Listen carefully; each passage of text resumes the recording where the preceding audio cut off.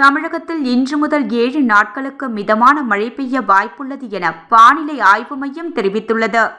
தமிழகத்தில் நேற்று காலை வரையிலான 24 மணி நேரத்தில் கோவை மாவட்டம் சின்னக்கல்லூர், திருவள்ளூர் மாவட்டம் ஊத்துக்கோட்டை பகுதிகளில் தலா 5 சென்டிமீட்டர் மழை பெய்துள்ளது.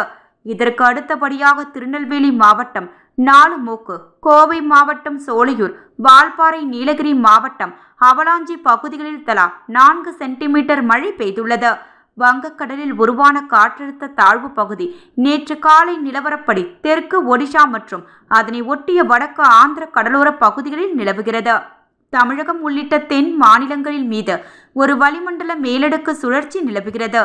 தமிழகத்தில் ஒரு சில இடங்கள், புதுச்சேரி மற்றும் காரைக்காலில் இன்று இடி, மின்னல் மற்றும் பலத்த காற்றுடன் மிதமான மழை பெய்ய வாய்ப்புள்ளது. இன்று முதல் 7 நாட்களுக்கு மிதமான மழை தொடர வாய்ப்புள்ளது.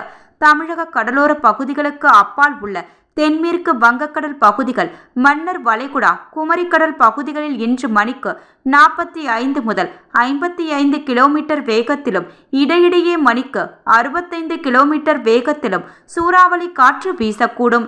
எனவே இப்பகுதிகளுக்கு மீனவர்கள் செல்ல வேண்டாம் என எச்சரிக்கை விடுக்கப்பட்டுள்ளது.